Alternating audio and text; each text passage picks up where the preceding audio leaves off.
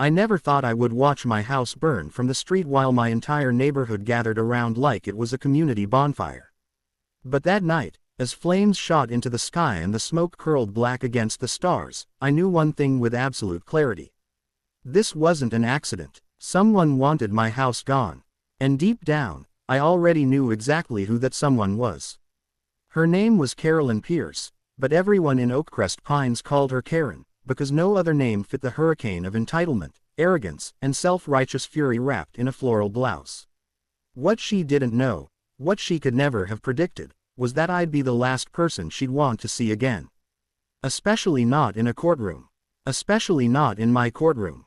Because I'm Judge Nathan Hale, and I was the one assigned to her case.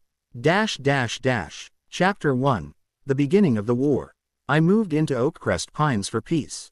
After 20 years working as a prosecutor and then a judge, I'd grown tired of the noise and the city chaos. My wife had passed 3 years earlier, and my daughter was away at college. I wanted quiet, nature, and maybe a chance to start gardening without a siren blaring every 15 minutes. Oakcrest Pines was supposed to be that place.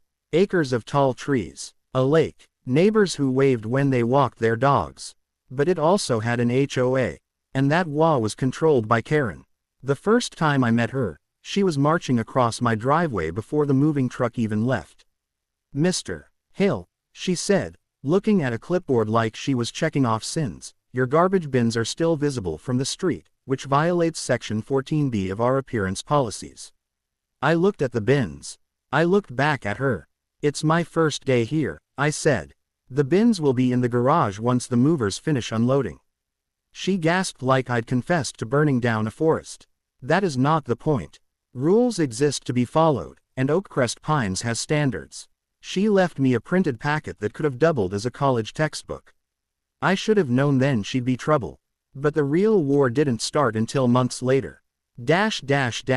Chapter 2. The Fine Storm. For the first 3 months, I tried to stay under the radar. I mowed my lawn. I trimmed my bushes. I even replaced my mailbox because apparently, the shade of black was 2 tones too dark. But Karen's HOA didn't want compliant homeowners. They wanted money, specifically, fines. And the moment they smelled weakness, the floodgates opened. One morning I woke up to 9 violation notices taped to my door. Grass, uneven by more than 0.5 inches. A single leaf on my driveway. My porch light was too bright. They fined me for hosting my daughter for the weekend because her car wasn't pre-registered. When I attended the next HOA meeting to challenge the absurdity, Karen smirked at me like she'd been waiting for this. "Mr. Hale, if you don't like how we do things here, you may reconsider your residency." I didn't argue. I didn't yell. I simply asked for documentation for each fine. A week later, I received another notice, this one threatening a lien on my home if I didn't pay within 30 days. That's when I hired a private investigator. If Karen wanted to play legal games, she'd chosen the wrong opponent. Chapter 3. The Discovery. The investigator, Marcus, was good. The kind of guy who could find a needle in a haystack and then tell you which farm it came from. It only took him 3 weeks to deliver a bombshell. The HOA wasn't just issuing excessive fines. They were running a fraud operation. Karen inflated maintenance costs, pocketed association fees, and forged signatures for approvals that never happened. She even used HOA funds to renovate her own kitchen. "This is embezzlement," Marcus said. "A lot of it, and I, as a judge, had a duty to report it." So I did. The Attorney General's office opened an investigation. A subpoena was issued for HOA financials. Karen found out quickly who had reported her. And the moment she realized her entire fiefdom was collapsing, she turned her fury toward me. Chapter 4. The Night Everything Burned. It was a cold night in November. I was asleep, peaceful for once, until the smell hit me. Smoke. I jumped out of bed, opened my bedroom door. And flames roared down the hallway like a living monster. I barely escaped through the back door, coughing, my skin peeling from the heat.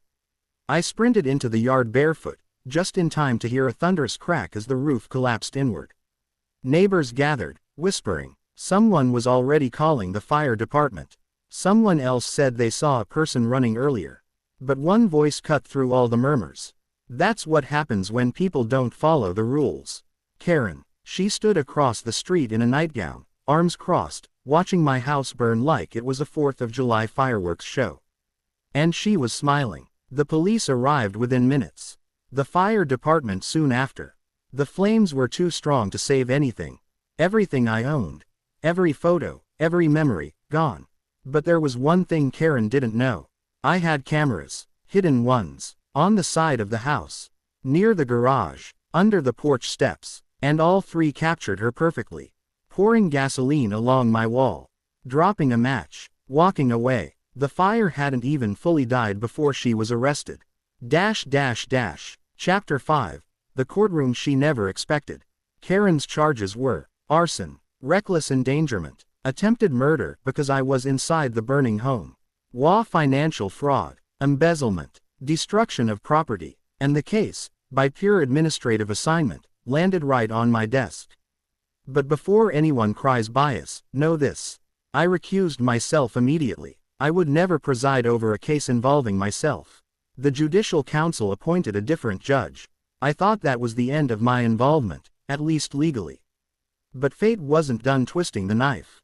6 months later, after the investigation widened, Karen was implicated in dozens of financial crimes, and my testimony regarding the HOA's retaliation became a central part of the prosecution. Eventually, she pled guilty. All that remained was sentencing.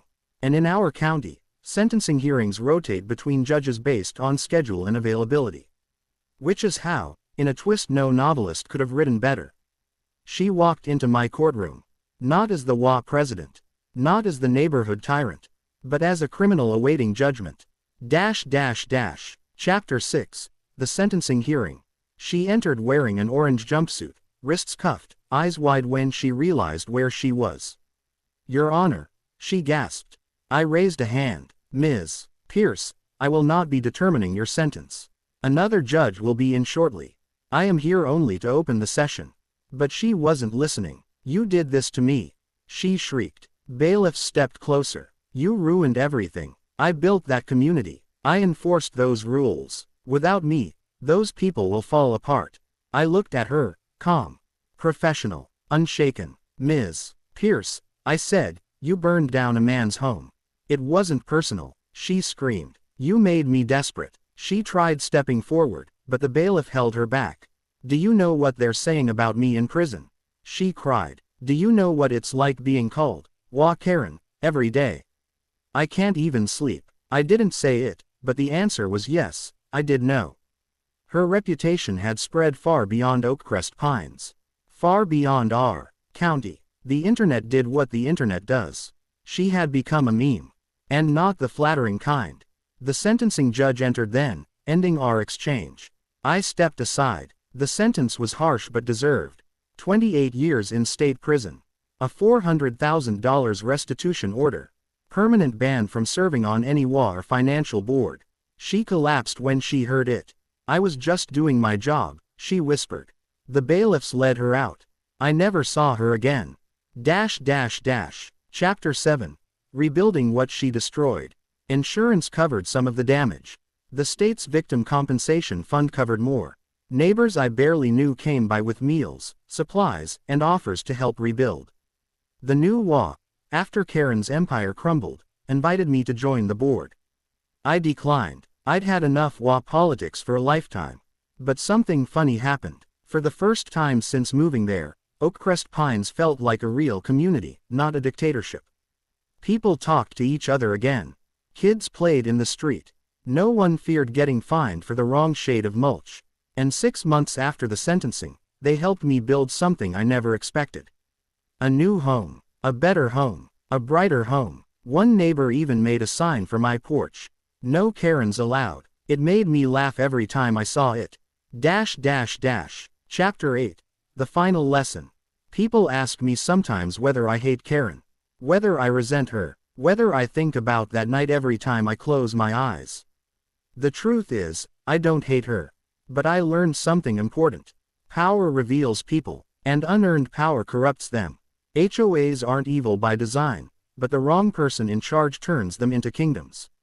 Karen ruled Oakcrest Pines with fear. And when she lost her power, She lost her mind. Her downfall wasn't the fire. It wasn't the fraud. It was the belief that rules matter more than people. Ironically, the law she tried to use against me was the same law that brought her down. Now, every morning when I drink my coffee on my rebuilt porch and watch the sun come up over the lake, I feel something I hadn't felt in years. Peace. Not the peace that comes from silence, but the peace that comes from justice.